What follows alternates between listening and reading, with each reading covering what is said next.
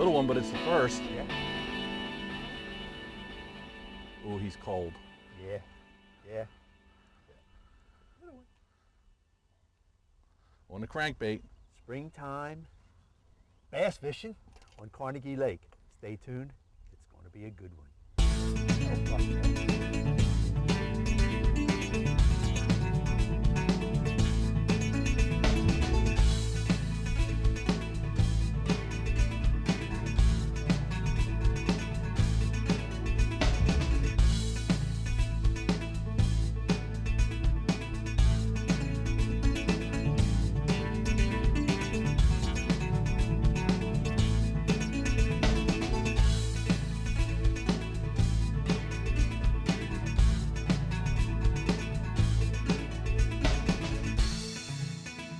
Right off of that piece of wood. I think we're just going to do the boat flip with him here. So, get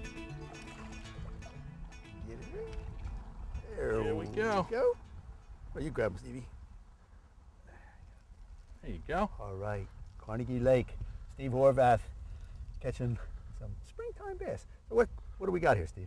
Well, we had an isolated piece of wood, looked like almost like a little piece of telephone pole, and the fish was right on it. The crankbait bounced off of it. You could veer off, and then it just stopped. And I think that's going to be the pattern today. I think we're going to catch them off with some isolated wood. Mm-hmm. And again, the crankbait probably because of the water depth, they're not going to be up in the bank. Right. The fish haven't moved all the way up to the bank yet to spawn. They're kind of staging. You know, water temperatures in that 56 to 58 degree range, and the fish are getting ready. They want to move to the bank. It's just not warm enough yet. We got a beautiful day out here, so maybe that water temperature come up and just get them to come up a little bit closer. Yeah, we may get a few, 2-3 degrees as the day goes on, and I think fishing will get better. All right, let's go. Let's get put this guy back. Yeah.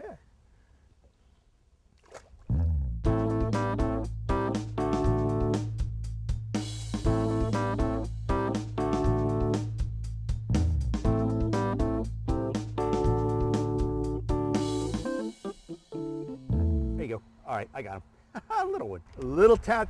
I knew I was going to get one out of there. It was funny because I was watching your line when it hit the water. Clink, clink. Oh, man. This is a little bass here.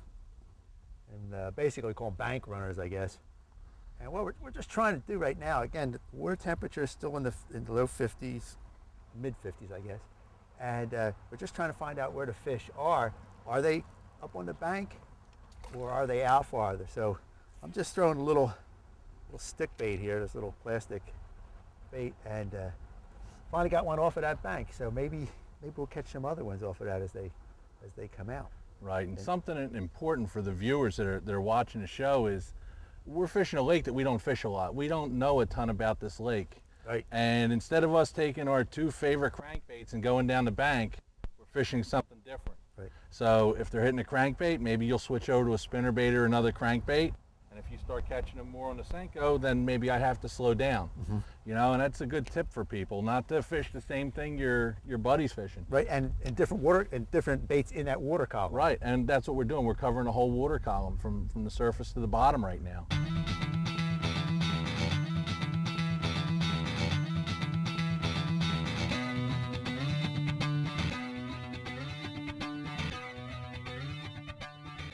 There's one, Bob.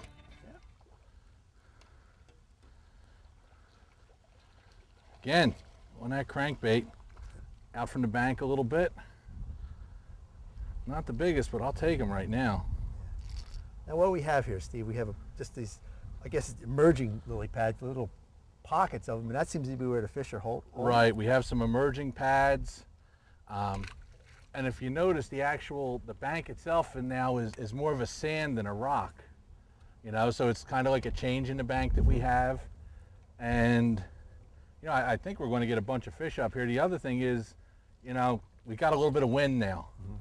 And the wind breaks up the surface a little bit, makes it a little bit harder for the fish to see your line as you fish.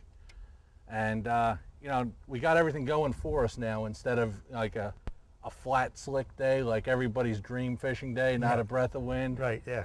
Unfortunately, it's easy to fish, but maybe not easy to catch fish with those conditions. Yeah, and so these fish, with the surface breaking up, I'll throw my spinnerbait back on here and start throwing that, see what Yeah, happens there. yep, might be a good idea. And then with the crankbait, it's just, these are pretty aggressive fish, really. Yeah, they're hitting it hard. Yeah. They really are. For as cool as the water is, and it's not even like a real stop and go retrieve or anything. Yeah, you're just moving it. I'm moving it steady. As I glance off of something, that's when the fish are hitting it. You know, so I think we're on to something.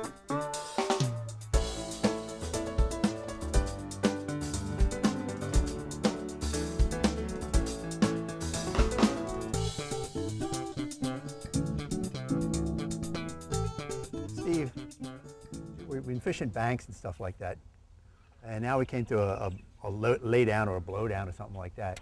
Now you come upon this, how do you fish this now? What are you looking for now? Especially this time of year.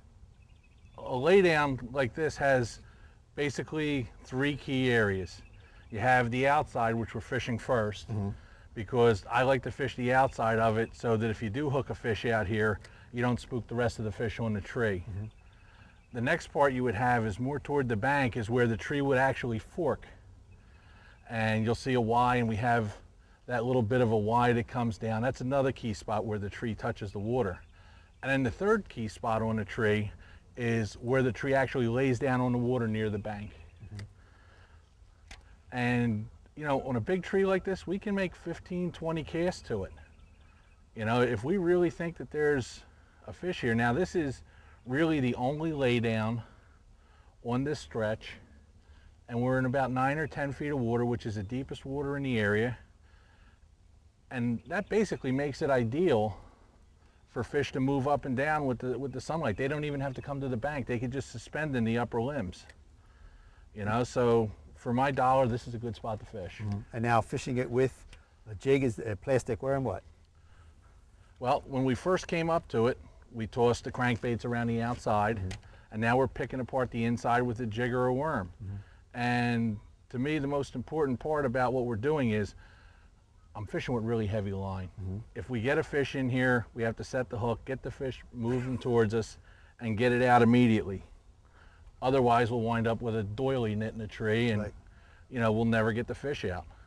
And I think a lot of people make that mistake. They fish too light a line, or they let the fish swim with the bait a long time. You know, if we get a hit right now, it's going to be an immediate hook set, and the fish is coming toward us. And there's right out of the yeah, right out, no doubt about it. And that's why you have that stick, your flipping stick there with a big backbone in it. 7.5 foot flipping stick, 25-pound line, and you know, it's made for this type of situation. You know, and this is more of a pitching presentation than a flipping presentation. If we were to flip, and when I get this cast in, I'll demonstrate a flip. If we were to flip, we would have the line out, say, even with the reel, and we would just take the line out and drop the bait down into the tree. Now you notice I cast over top of a limb.